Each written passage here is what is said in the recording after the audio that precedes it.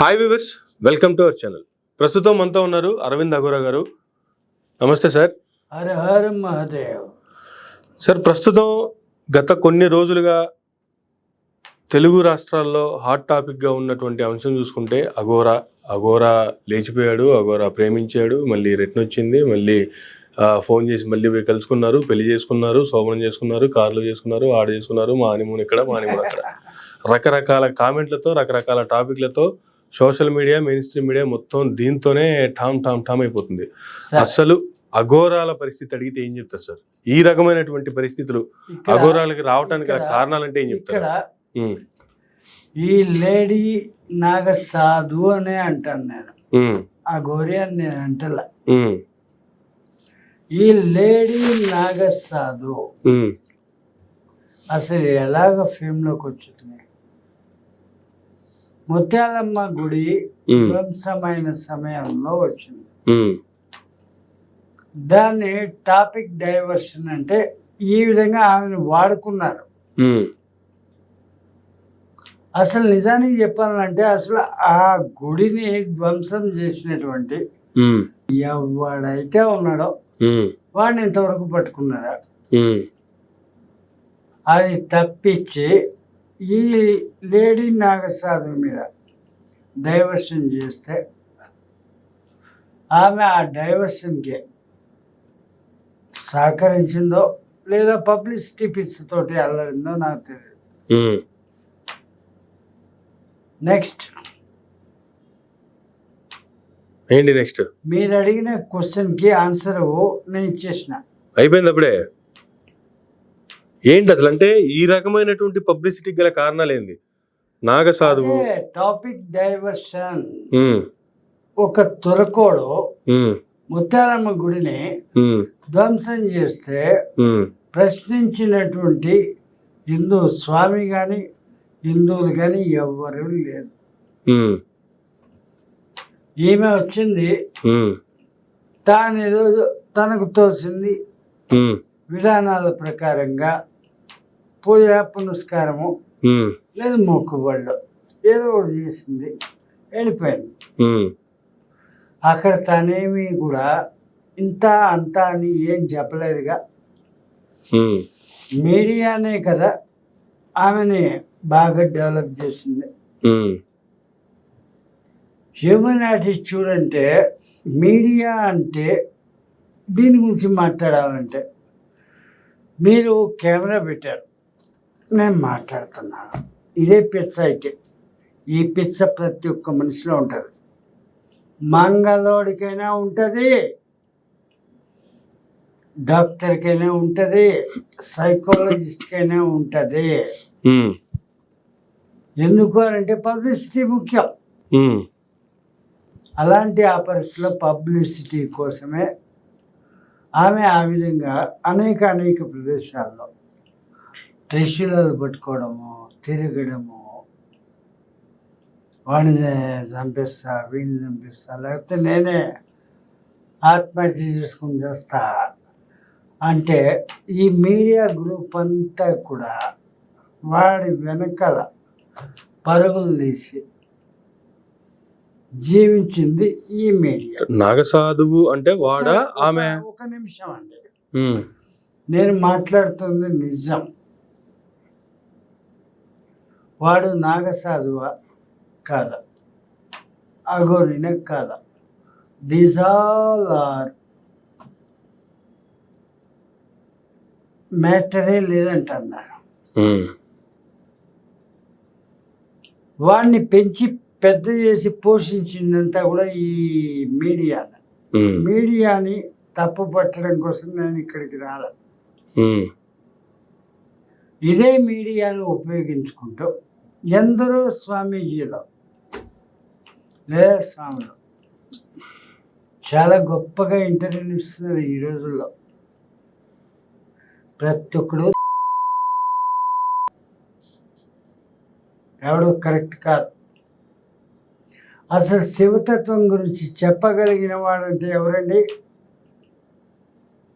ఇంత జుట్టు పెంచుకొని ముళ్ళు కట్టుకొని మాట్లాడేటువంటి రుద్రస్వామి అని అంటారు. వాడు కరెక్ట్గా అఘోరేనా? లేదు, అనేక మంది ఇంకా స్వామీజీలు చాలా ఉన్నారు. పరాశర స్వామి, ఇంకోడు. వీళ్ళందరూ అఘోరేలా? కాషాయం కట్టుకుంటే చాలు వాడు స్వామీజీ అనుకుంటే ఆ స్వామీజీని ప్రమోట్ చేస్తుంది ఎవరు? మీడియానే కాదా? మీడియాని తప్పు పట్టడానికి నేను మాట్లాడట్లేదండి. రంధ్రాన్వేషణ చేయడమే మీడియా. నిజమా కాదా అన్నది తెలుసుకోవడమే మీడియా. మీడియా చేస్తుంది తప్పు కాదు. కానీ ఎలాగా రంధ్రాన్వేషణ చేయాలో ఈ మీడియాకి తెలియట్లేదు. నేను తెలియజేస్తాను. ఎలా? వీళ్ళకైనా సరే వాళ్ళకైనా సరే వాస్తవికమైన శివతత్వం అంటే ఏమిటి? ఒక్కడంటే ఒక్కడు దీనికి సమాధానం ఇచ్చిన వాడితో నేను ఓపెన్ డిబేట్కి ready. I'm giving you the challenge.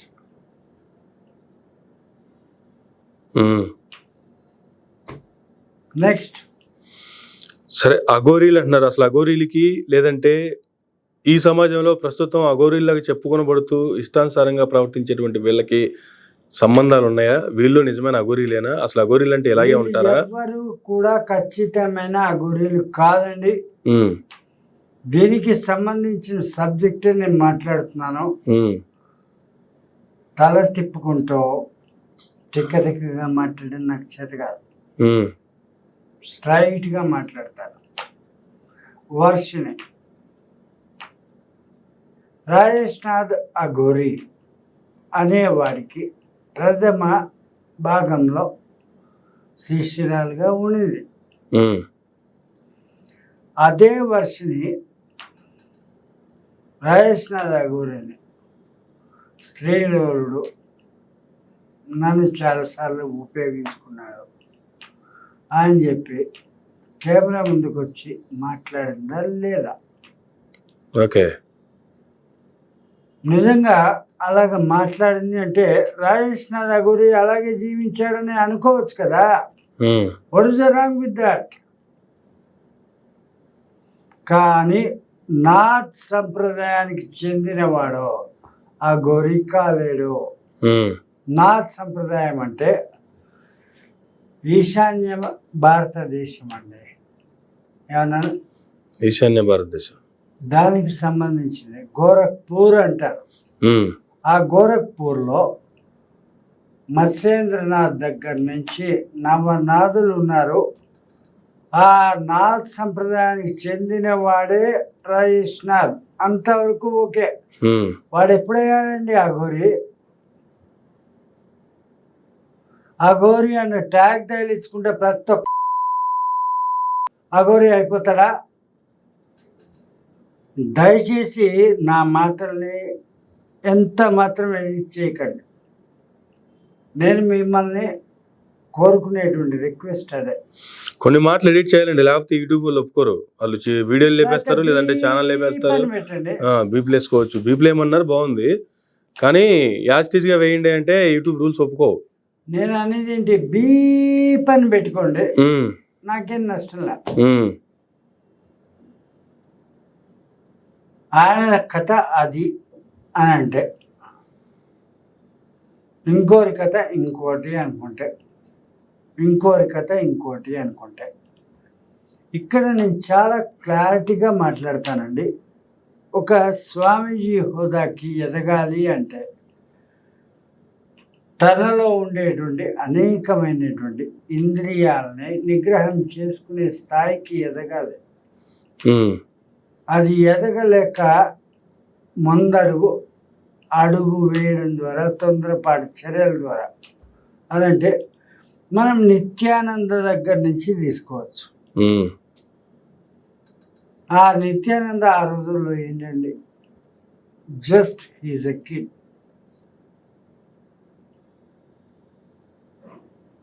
ఇదే నాగసాధు అని అంటున్నారు కదా, శ్రీనివాసు ఇతను కూడా ఒక కిడ్డే,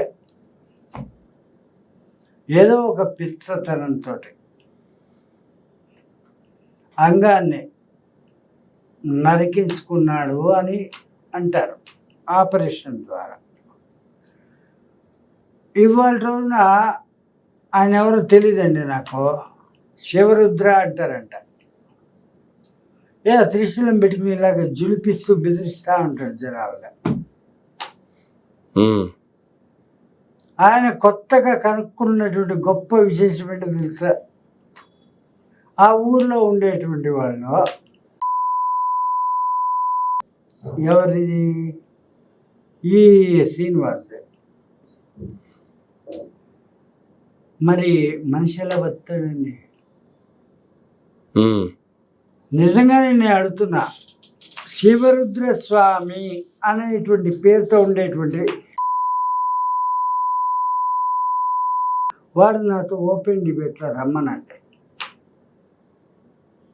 వాడి త్రిశూలం నన్నేం చేయలేదు, నా త్రిశూలం వాడిని ఏమన్నా చేయగలదు. ఇది క్లారిటీ. ఏంది మీది మాత్రం ఎందుకు పనిచేస్తుంది, వాళ్ళు మాత్రం ఎందుకు పనిచేయదు?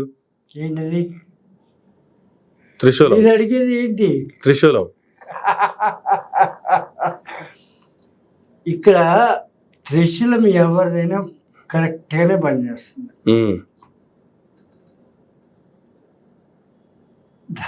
దాన్నే అంటారు సంయమనం, విజ్ఞత. చేతిలో త్రిశూలం పెట్టుకునొచ్చు, తప్పలేదండి. చేతిలో త్రిశూలం ఉంది కదా అని చెప్పి ఏమి పడితే వాడిని పొట్టు చంపేస్తామా? ఒప్పుకోదు కదా. వ్యవస్థ ఉంది, వ్యవస్థలో డిపార్ట్మెంట్ ఉంది, అన్నీ ఉంటాయి కదా. నేను కూడా అన్నీ ఉంటాయని తెలిసినటువంటి క్రైమ్ జర్నలిస్ట్ నేను. మీకు చూపించాను ఈ మధ్య కాలంలో. త్రిశూలం అంటే 7 అడుగులు ఎత్తు ఉండేటువంటి అఖండ త్రిశూలం మాత్రమే కరెక్ట్ కాదు. ఈ నాగసాధు ఎవరైతే ఉందో అది చూపించేటువంటి త్రిశూలాలు కూడా కరెక్ట్ కాదు. ఈ త్రిశూలం అంటే ఇలా ఉంటది అని అంటే 12 అంగుళాల లోపల ఉండేటువంటిది విత్ పీడితో ఉండేది మీకు చూపించాను కదా.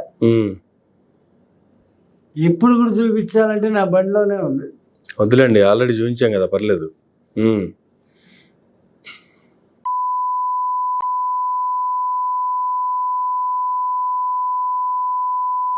అంటే ఎవరైనా రావచ్చు, లేకపోతే ఎవరైనా బెదిరించవచ్చు, లేకపోతే ఎవరైనా ఇలా చేస్తే పోతారని చెప్పడానికైనా, లేకపోతే స్వామీజీలు అఘోరాలు ఇవి? లేదండి, లేదు. అసలు వీళ్ళ తాలూకా జీవన విధానం ఏంటి? నేను చెప్పేది ఏమిటంటే, ఈ స్వామీజీలు కావచ్చు, ఎవరైనా కావచ్చు, శివతత్వాన్ని ఖచ్చితంగా బోధించండి. దీని ద్వారానే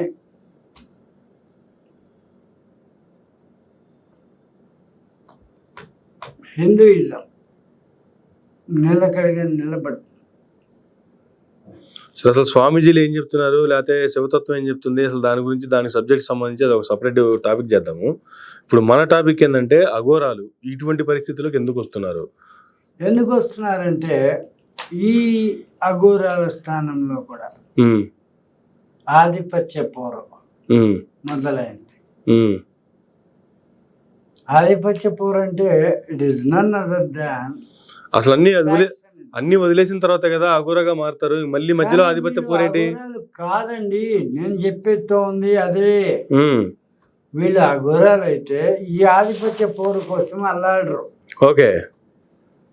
లాస్ట్ అండ్ ఫైనల్లో ఈ శివరుద్ర ఒకసారి వాడి స్వామి కాదు నాకు. సరే, అసలు స్వామీజీలు కూడా వదిలేయండి, వాళ్ళ సంగతి తర్వాత చూద్దాం, లేకపోతే వాళ్ళ కోసం ఇంకొక సపరేట్ డిబేట్ పెడదాం. వాళ్ళని వదిలేయండి, అఘోరాల దగ్గరికి వెళ్తున్నారండి. నేను కూడా దాని గురించి మాట్లాడుతున్నా. వీళ్ళందరూ అఘోరాలు అనేటువంటి పేరు మీదనే తమను తాము చలామణి చేసుకోవడానికే ప్రయత్నిస్తున్నారు. ఇది క్లారిటీ. ఇది మీరు అర్థం చేసుకోకపోతే నేను చెప్పగలిగింది లేదు. మాకు అర్థం కాకనే కదా మిమ్మల్ని సలహాలు అడుగుతుంది. నేను అర్థమయ్యే విధంగానే చెప్తున్నాను కదా. ఈ మధ్యలో ఈయన గారు ఇన్వెస్టిగేషన్ చేశారంట. ఎవరైనా? అదేనండి శివరుద్ర స్వామి అని కూడా నేను అన్ను, నా మనసు కూడా అంగీకరించాను. దేని గురించి ఇన్వెస్టిగేషన్ చేశారు? నాగసాధుకి ఓకే. మొదటి పెళ్ళామా, రెండో పెళ్ళామా, మూడో పెళ్ళామా, నాలుగో పెళ్ళామా, ఎవరు? వర్షినియా? ఈ రోషిని వర్షిని ఏదో అంటారుగా, ఈమె ఒకటైతే ఇంతకు ముందు ఇంకోటి ఎవరితో ఉందంట, నాకు తెలియదండి. ఆమె మాస్క్ వేసుకుని కెమెరా ముందుకు వచ్చి నన్ను పెళ్లి చేసుకున్నాడు,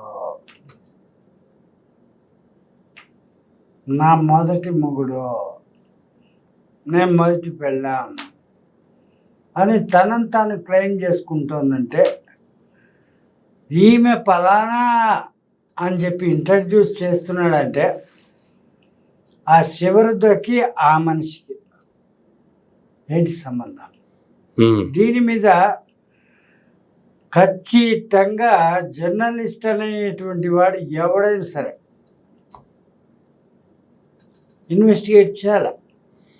సరే, ఇప్పుడు ఆ శివరుద్ర గారు చెప్పినట్టు ఎంతమంది భార్యలు ఉన్నారు? ఇప్పుడు వర్షిని 4వ భార్య 5వ భార్య తీసి పక్కన పెడితే, అసలు నాగసాధువు అన్నప్పుడు లేడీ అని చెప్తున్నారు. లేడీ కాదు జంటు అయితే అఘోరి అని చెప్తున్నారు.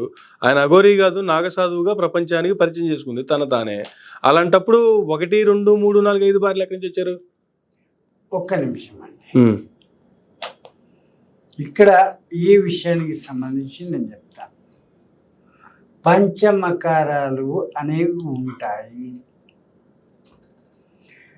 మద్యము, మాంసము, మైథునము, మంత్రము, ముద్ర. ఇది మొదటి నుంచి కూడా నేను మొత్తుకుంటూనే ఉన్నాను. లేడీ సాంగత్యం ఉంటుందండి. నిన్న మొన్నట్లో సంగతి నేను మాట్లాడుతాను. ఒక ఛానల్ ఏమండి ఇలా ఉంటుందా అని ఫోన్ నీళ్ళు అడిగితే నేను ఓపెన్గా చెప్పాను,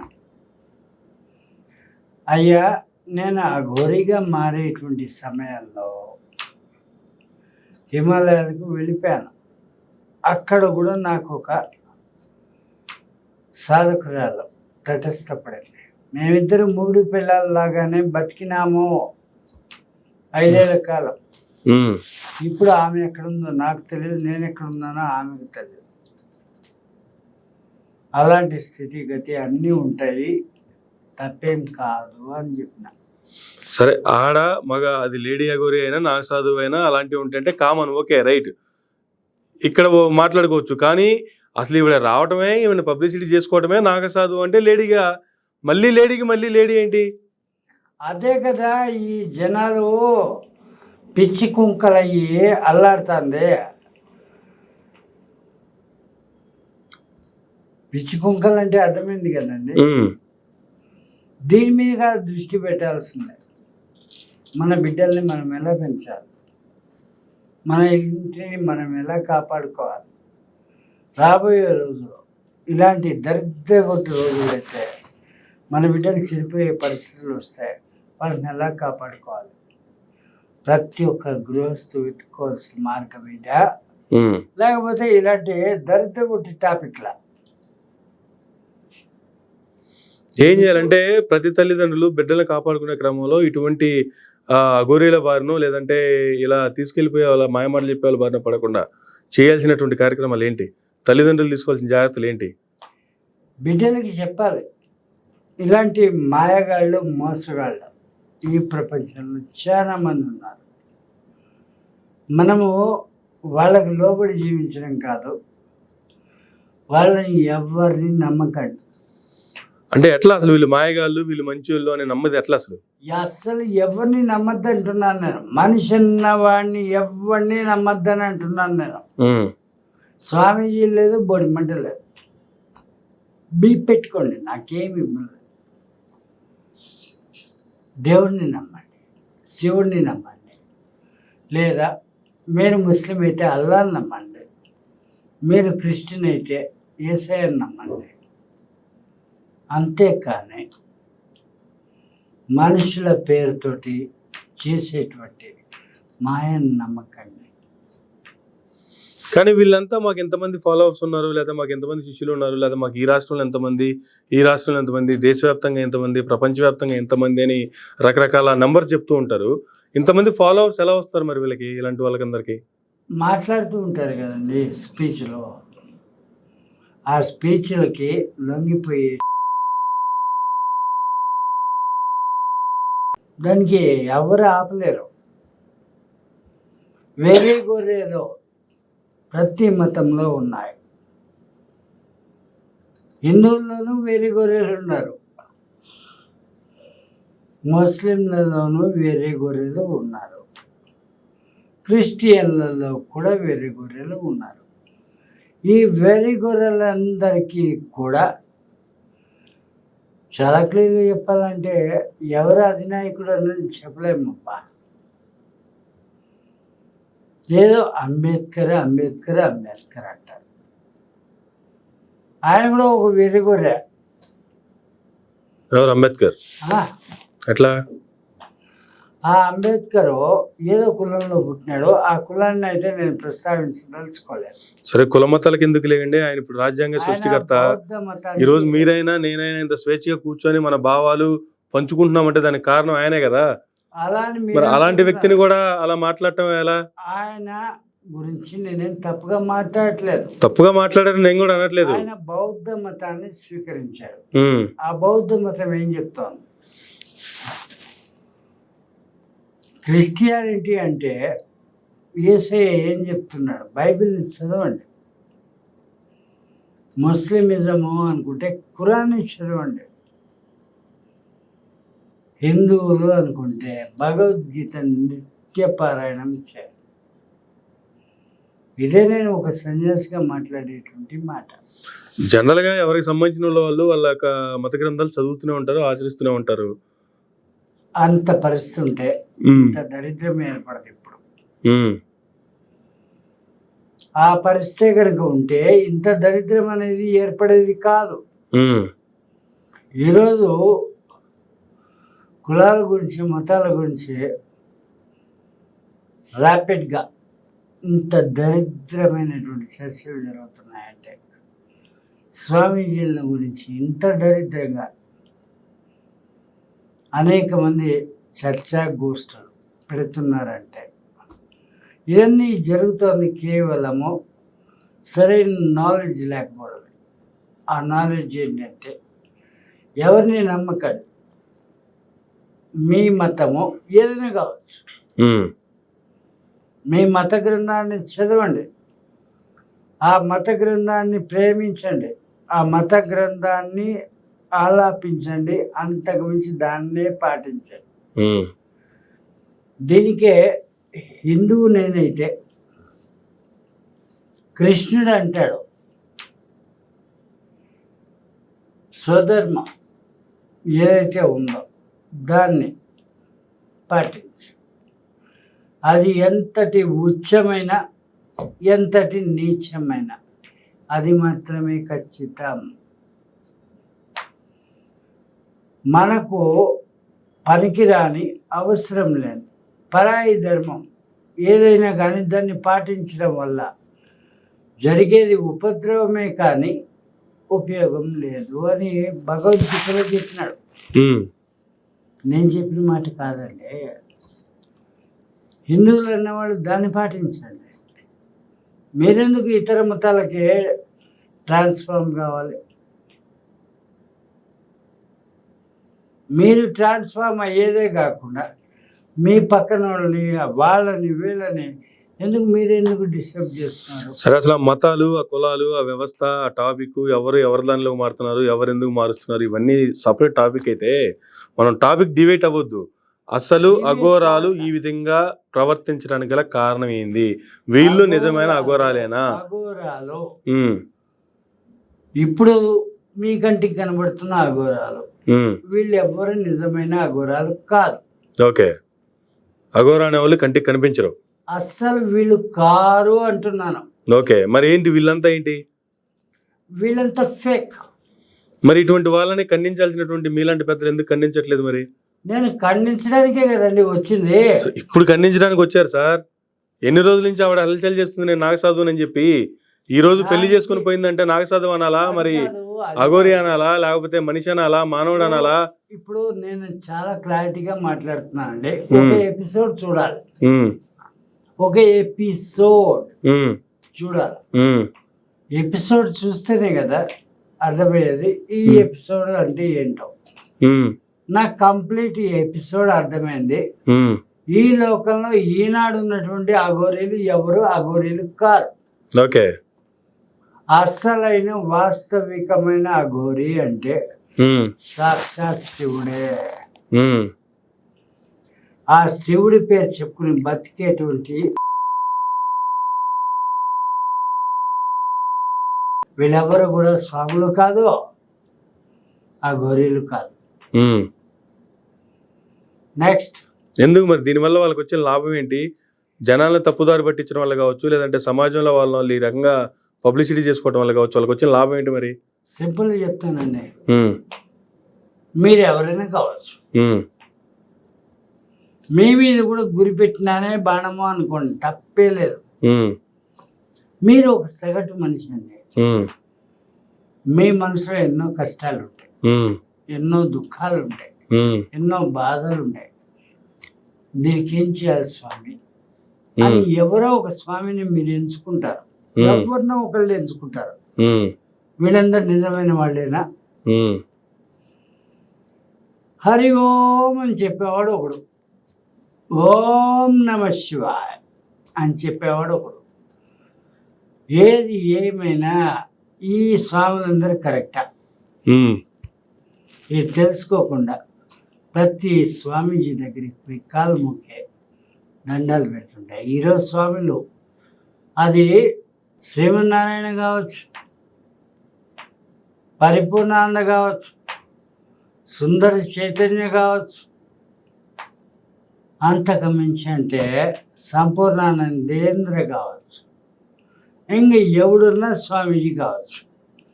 పూటకో స్వామి, పేటకో స్వామి, ఎందరో వస్తున్నారు. అసలు వీళ్ళని ఎందుకు మొక్కాలి?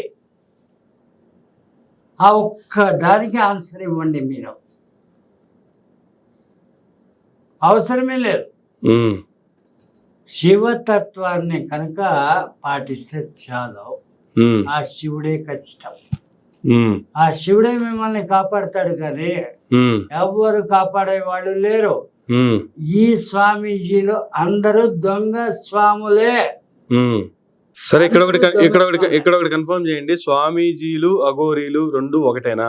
స్వామీజీల పేరుతో ఉన్న వాళ్ళు అఘోరీలా, అఘోరీలు అని చెప్పుకునే వాళ్ళే స్వామీజీలా? వీళ్ళిద్దరు సపరేటా? అసలు ఈ రెండింటికి తేడా ఏంటో మీకు తెలియాలి కదా.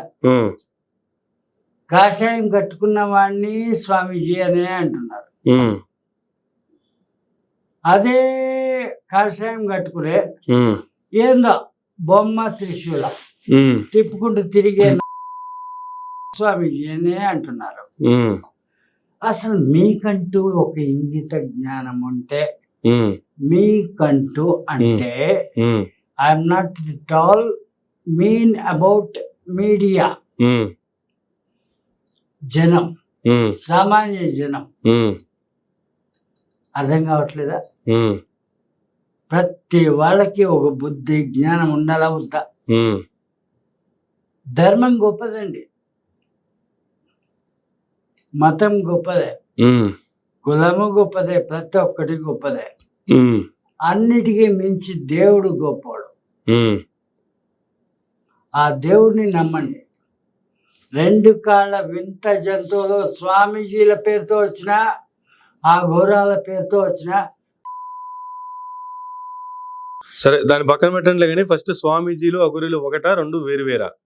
నేను చెప్పేది చాలా క్లారిటీ అండి. స్వామీజీలు లేరు, అఘోరీలు లేరు. అసలు లేరు. ఓకే, ఇప్పుడు స్వామీజీలుగా చెప్పబడే వాళ్ళు ఉన్నారు కదా లోకంలో, అఘోరీలుగా చెప్పబడే వాళ్ళు ఉన్నారు కదా లోకంలో. వీళ్ళు రెండు ఒకటేనా? స్వామీజీలు అంటే వీళ్ళు ఏం చేస్తున్నారండి? పాద పూజ చేస్తే ఇంత, ఇంటికి వచ్చి దీపం ముట్టిస్తే ఇంత, పూజ చేస్తే ఇంత, ఆది చేస్తే అంత అనుకునేటువంటి స్వామీజీలు అంటే వాళ్ళు కూడా అమాయక ప్రజల్ని దోచుకుంటూ బతుకుతున్నారు. అది ఎవడైనా సరేనండి. ఆది శంకరాచార్యులు స్థాపించినటువంటి చతుష్పీఠాలు, పంచపీఠాలు అనేవి ఉన్నాయి. ఆ పంచపీఠాల్లో ఉన్నటువంటి ఇప్పుడు మిగిలినటువంటి చతుష్పీఠాలు వాళ్ళని అలాగే బతుకుతున్నారు.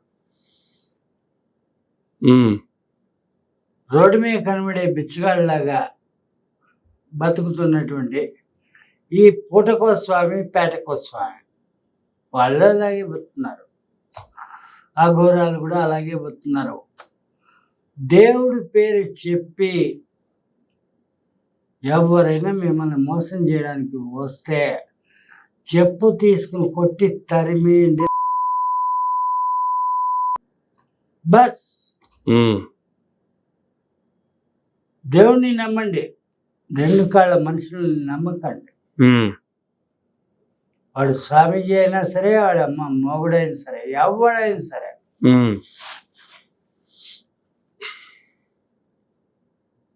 నెక్స్ట్ ఏంటంటే ఇంత ధైర్యంగా వాళ్ళని వీళ్ళని విభేదించడానికి లేదు, వాళ్ళు ఇలాంటి వాళ్ళు అని చెప్పి వాళ్ళ మీద నానా రచ్చ రాగి చేయడానికి వాళ్ళు తిరగబడితే మీ పరిస్థితి ఏంటి?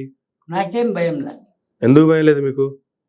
ఎందుకంటే బతుకంటే ఆశ లేదు, సావంటే భయం లేదు. అది పుట్టిన ప్రతి మనిషి చెప్పే డైలాగే, జాతస్య మరణం ధ్రువం అన్నది కష్టమైతే ఆ సిద్ధాంతాన్ని నేను నమ్ముతాను. అది మీకు నాకే కాదు కదా, పుట్టిన ప్రతి ఒక్కరు మరణించక తప్పదు. ఎక్కడికి పోయినా సరే నేను సింగిల్ గానే తిరుగుతాను నా కార్లో. నాకు భయం లేదండి, దేని గురించి భయం లేదు. ఉన్న నిజాన్ని ఉన్నట్టుగా మాట్లాడడానికి భయం ఎందుకండి? ఉన్న నిజాలు ఉన్నట్టుగా మాట్లాడితేనే కదా ప్రపంచంలో లేకపోతే లోకంలో ఈ రోజు జరుగుతున్నటువంటి అనేక దారుణాలు చూస్తున్నాము. ఇవన్నీ నిజాలు మాట్లాడడానికి వాళ్ళకి జరిగింది. సరే, ఎవరు తప్పు చేసో ఏదో అయ్యో కాదు కదా జరిగింది. ఇక్కడ ఒక చిన్న సబ్జెక్ట్ మాట్లాడతాను. యేసయ్య అంటారు. ఆ మతాన్ని నేను గెలకడానికి మాట్లాడట్లేదు. అసలు అది మతం కదా, తీసి పక్కన పెట్టండి ఫస్ట్. యేసయ్య అంటే he's only the human being. ఆనాటి రోజుల్లో బాప్టిజం లేదు. రోమన్ క్యాథలిక్స్ అనేవాళ్ళు ఉండేవాళ్ళు. ఇప్పటికీ ఆ రోమన్ క్యాథలిక్స్ కి పోప్ అనేవాళ్ళు ఉన్నారు. వాట్ మై పాయింట్, ఆ రోమన్ క్యాథలిక్స్ తాలూకు ఆలోచనల ప్రకారంగా నిత్య అధునాతనమైనటువంటి స్థితిలో ఎవరైతే ఆలోచిస్తారో వాళ్ళని ఆతంకవాదులు లేదా తీవ్రవాదులు అని అభివర్ణించేవాళ్ళు ఆ రోజుల్లో. ఆ లెక్కలో ఈ బాప్టిజం సిస్టమ్ గురించి ఈ యేసయ్య వివరిస్తే ఈయనని ఒక అతివాద తీవ్రవాద అదే అనేకం ఉన్నాయి కదండి ప్రజాస్వామ్యంలో, అతివాద తీవ్రవాద మితవాద ఇలాగ చాలా ఉన్నాయి కదా. అలాంటి కేటగిరీలో ఒక కేటగిరీగా ఈయనని నిర్ణయిస్తే ఈయనని ఒక నక్సలైట్ గా ఆ రోజుల్లో చూసేవాళ్ళు. ఎవరు? Roman Catholics. ఎక్కడుంది అది? మీరు బైబిల్ చదువుకోండి, అసలు క్రిస్టియానిటీ స్టోరీని చదువుకోండి, మీకు అర్థమవుతుంది. మీకెలా అర్థమైంది? మీరు చదివారా?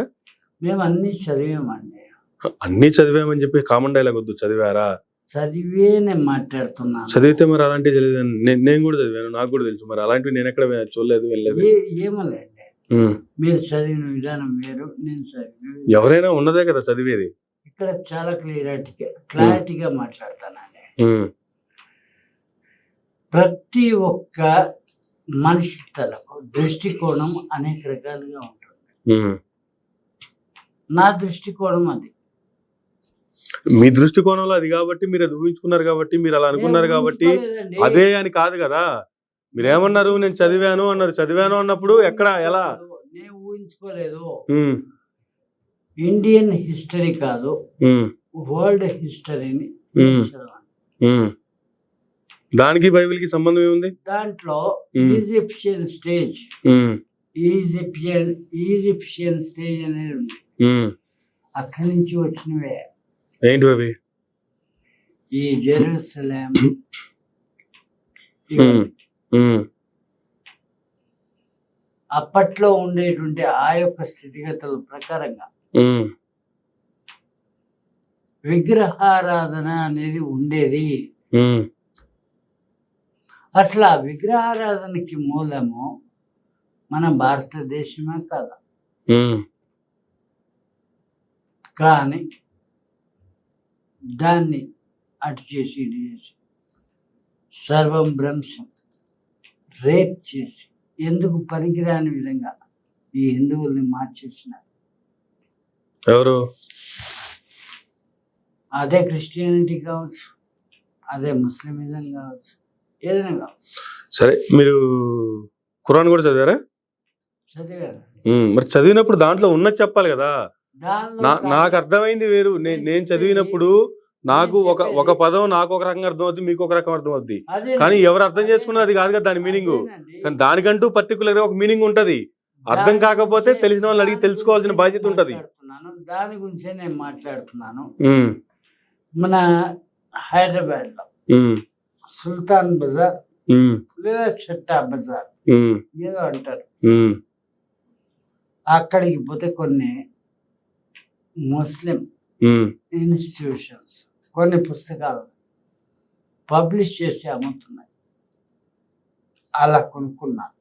అవి ఎవరికి నచ్చిన పుస్తకాలు, ఎవరికి నచ్చిన కథలు, ఎవరికి నచ్చిన స్టోరీలు వాళ్ళు ముద్రించుకునేవి. That is different. ఖురాన్ అనేది ఒకటే ఉంటది, బైబిల్ అనేది ఒకటే ఉంటది. ఆ ఖురాన్ మీరు సుల్తాన్ బజార్కి పోయో బేగం బజార్కి పోయి కొనుక్కుంటే అవన్నీ బైబిల్స్, ఖురాన్లు లేకపోతే కావు కదా అవి.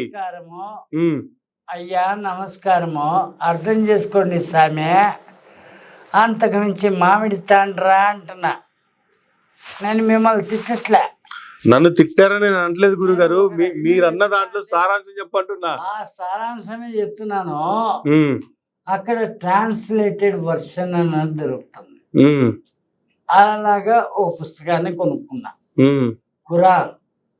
ఆ ఖురాన్లో అయినా ఈ బైబిల్ కూడా నేను చదివినాను.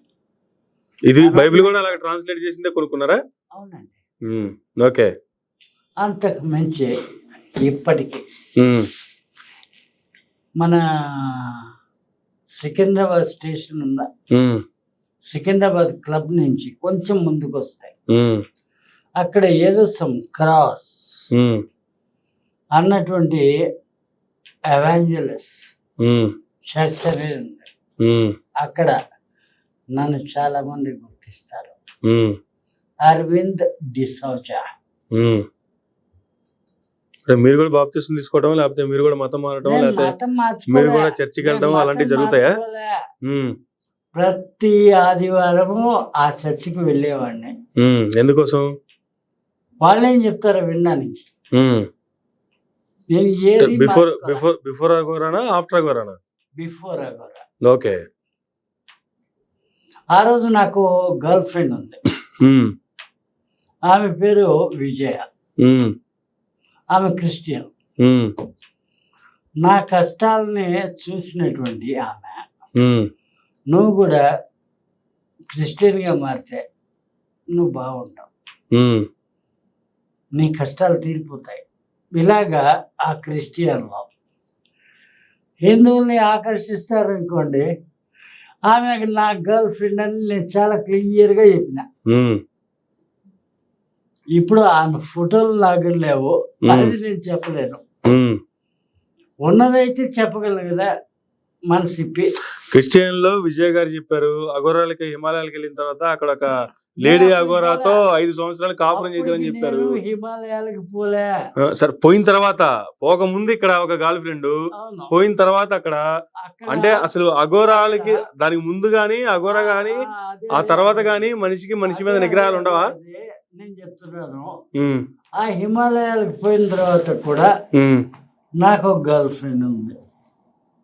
అంటే ప్రతి స్టేజ్ లో ఒక గర్ల్ ఫ్రెండ్ కావాలి. కావాలి. ఆ. మళ్ళీ వీళ్ళంతా దొంగలు వాళ్ళంతా దొంగలు అని చెప్పి మరి వీళ్ళ మీద ఎందుకు అబండాలు? చాలా క్లియర్ గా చెప్తానండి. Um. It is a good tonic అంటే. మీరు డైరెక్ట్ గా ఓపెన్ గా చెప్తున్నారు, వాళ్ళు ఓపెన్ గా చెప్పకుండా అంతమంది మీద నిందలు వేయకూడదు, లేదా నాకు ఇంతమంది ఉన్నారని చెప్పకూడదు, నాకు ఇంతమంది గర్ల్ ఫ్రెండ్స్ ఉన్నారని తెలియకూడదు అని చెప్పి సీక్రెట్ గా చేస్తున్నారు. ఇంకేంటి వాళ్ళకి మీకు తేడా ఏంటి? నేను సీక్రెట్ గా చెయ్యను, ఏది చేసినా ఆ, ఓపెన్ గా మాట్లాడతాను. ఉమ్. మీకు నేను చెప్పే మాటలు నచ్చితే మ్యారేజ్ అవ్వలేదా మరి మీకు? మ్యారేజ్ అవ్వలేదా? మ్యారేజ్ అవ్వలేదా? నేను నిజమని మీకు అనిపిస్తే మీరు ఫాలో కండి, లేకపోతే లేదు. అసలు ఎవరినెవరు ఫాలో అవ్వద్దు అని మీరే చెప్తున్నారు, మళ్ళీ నన్ను ఫాలో అవ్వండి అని మీరే చెప్తున్నారు. నేను చెప్పేది మీకు ఒక్కొక్క స్టేజ్ లో ఒక్కొక్క గర్ల్ ఫ్రెండ్ చెప్తున్నారు, మళ్ళీ ఎవరు ఎలా ఫాలో అవ్వాలి అంటే ఫాలో అయ్యే వాళ్ళు కూడా ఒక్కొక్క స్టేజ్ లో ఒక్కొక్క గర్ల్ ఫ్రెండ్ పెట్టుకుంటూ పోవాలా? ఒక మాట వినండి స్వామి. ఆ. మిమ్మల్ని నేను స్వామినే అంటున్నా, మీ పేరేందో కూడా నాకు గుర్తు. సరే, ఏ పేరు పెట్టి పిలిచినా పలికేది నేనే కదా. స్వామి అంటే పక్కన వచ్చి ఇంకొకరు వేరే వాళ్ళు పలకరు కదా. మీరు నా పేరు పెట్టి పిలిచినా పలికేది నేనే. ఓషియో అని చెప్పి ఒక ఆయన ఉండేవాడు. ఉమ్, ఆయన చాలా గొప్పగా ఉమ్, సత్యం కంటే మించింది ఉమ్, అని చెప్పినటువంటి వాడు Osho. Um. Is the greatest swami. ఇలా చెప్పేవాళ్ళందరూ స్వామీజీలా? నేను చెప్పి వినాలండి. Um, without there is no universe. Um. Clear గా చెప్తున్నానండి. అది నేచర్ అండి. ఎందుకు అమ్మాయికి అబ్బాయికి 25 ఏళ్ళు 26 ఏళ్ళు వచ్చిన తర్వాత పెళ్లి చేస్తారు? ఎవరితో పడితే వాళ్ళతో. ఇప్పుడు మీరు చెప్పినట్టు ఏడో గర్ల్ ఫ్రెండ్ ఆడో గర్ల్ ఫ్రెండ్ ఉండకూడదు కాబట్టి, ప్రతి మనిషికి ఒక జీవన విధానం అనేది అవసరం కాబట్టే పెద్దలే చూసి పెళ్లి చేసి జాగ్రత్తగా బతకండి అని ఒక ఫ్యామిలీకి పెడతారు. ఇక్కడ నేను అది లేనప్పుడే ఇలాంటివన్నీ వస్తాయి. నేనేమంటున్నా, మీకు ఆ, నేను లవ్ యూ అంటున్నా. లవ్ యూ అంటే దాని అర్థం తప్పుడుగా భావిస్తే నేనేం చెప్పలేను. అలాగని చెప్పి ఇప్పుడు నేను మీ వెనకాల పడనులేండి. ఆ, అది వేరే విషయం. చెప్పండి. ఇక్కడ నేను మాట్లాడుతోంది ఉమ్. లవ్ యూ అంటే దాని అర్థము, దీని అర్థం వేరు, అక్కడ చెప్పిన ఆ లవ్ యూ అది దాని అర్థం వేరు. దాని అర్థం అక్కడ అమ్మాయి పడిపోయింది, కానీ ఇక్కడ నేను పడను కదా. నేను పడమని నేను అడగలేదు కదా. అడిగినా కూడా పడను, నేను అది చెప్తున్నా. నేను చెప్పే నీకు అర్థమైతే ఆ, లవ్ యూ అనేటువంటి దానికి అర్థము ఉమ్, నీ మాటని యాక్సెప్ట్ చేస్తున్నాను, హ్యాపీ అని చెప్పడమే. అంతకు మించింది ఏమి కాదు. మీరు ఇప్పుడు యాజిటీజ్ ఇదే చెప్పారు. లవ్ యూ అనే దానికి కరెక్ట్ గా వాస్తవమైన పదం కూడా అదే. కానీ ఆ రోజు ఆ విజయాన్ని అమ్మాయి మీకు పడిపోయింది. ఎందుకు? మీరు ఆ అమ్మాయికి ఇదే చెప్పింది. మీరు ఆ అమ్మాయి చేసింది నచ్చిందో, ఆ అమ్మాయి చెప్పిన మాటలు నచ్చిందో, దానికి కూడా మీరు ఇలాగే చెప్పారు. కానీ ఆ అమ్మాయి మీ ఫాలోవర్ అయిందా, లేకపోతే మళ్ళీ వెనకాల మీకు లవర్ అయిందా, మీ వెనకాల తిరిగిందా? ఇద్దరు కలిసి తిరిగారు. నా లవరే. ఆ, ఆమె మాటని నమ్ముకొని ఆమె మాటని అనుసరిస్తూ అక్కడ క్రాస్ ఎవెంజలిస్టో ఏదో ఉంది. ఇప్పటికీ ఆ చర్చ్ అక్కడే ఉంది. ప్రతి ఆదివారం వెళ్ళేవాడు. కొన్ని వారాలు వెళ్ళానండి. క్లాక్ టవర్ దగ్గర ఉంది అదేనా మీరు చెప్పేది? కాదు, అదేదో నింబోలి అడ్డనో ఏదో అంటారు కదండి. ఓకే, నింబోలినే ఏంటది? ఓకే. అక్కడికి వెళ్తే వాళ్ళ ట్రీట్మెంట్ ఎలా ఉంటుందంటే దాని గురించి పోగానే చాయ్, బ్రెడ్ స్లైస్ అంటే రోస్ట్ చేసింది, లేదంటే సమోసా ఏదో ఒకటి ఇచ్చేవాళ్ళు. మధ్యాహ్నం చికెన్ మటన్ తోటి బ్రహ్మాండమైన ఫుడ్ ఇచ్చేవాళ్ళు. మరి ఇప్పుడు ఇస్తున్నారో లేదో నాకు తెలియదు. కేవలం దానికోసమే పోయానండి. సరే అవి ఇచ్చి మీరు ఈ మతం బాగుంటది లేకపోతే ఇది బాగుంటది దీంట్లోకి రండి అని మిమ్మల్ని ఫోర్స్ చేశారా? నేను చెప్పింది మీకు అర్థమైతే ఉమ్, మన హిందువుల్లో కూడా ఉమ్, గుడికి పోయేది ఎందుకు పోతున్నారు? ఉమ్, ప్రసాదం కోసమే. ఉమ్, అలాంటి ప్రసాదమే అని అంటే ఇక్కడ తిరుపతి లడ్డు కావచ్చు, అంతకుమించి ఇంకేదైనా కావచ్చు. సరే ప్రసాదం కోసమో లేదంటే వాళ్ళు పెట్టేటువంటి ప్రసాదం స్నాక్స్ కోసమే. కోసమో టెంపుల్కో చర్చికో పోతే తప్పు లేదు, బానే ఉంది. పోయారు, తిన్నారు, 4 మంచి మాటలు విన్నారు, బయటకు వచ్చారు, అంతవరకు బానే ఉంది. అంతకు మించి కనపడ్డ అమ్మాయితో లవ్ యూ అని చెప్పి వెనకాలేసుకుని తిరగడమే కదా తప్పు. తప్పేముందండి? ఎందుకు తప్పు కాదు? అయ్యా ఉమ్, ఒరిజినల్ గా ఉమ్. బాడీ ఇందాకే చెప్పారు నాగసాధు వెనక వర్షిని పడిందంటే తల్లిదండ్రులు సరిగ్గా వాళ్ళని భయం చెప్పలేకపోవడమే కారణం అని చెప్పారు. మీ వెనక తిరిగితేనేమో తల్లిదండ్రులు భయం చెప్పినట్ట, వాళ్ళ వెనక తిరిగితే భయం చెప్పినట్టు కదా? లేదు, ఇక్కడ క్లారిటీతోనే మాట్లాడుతున్నాను. It is a tonic for the getting energy for the universe. Simple.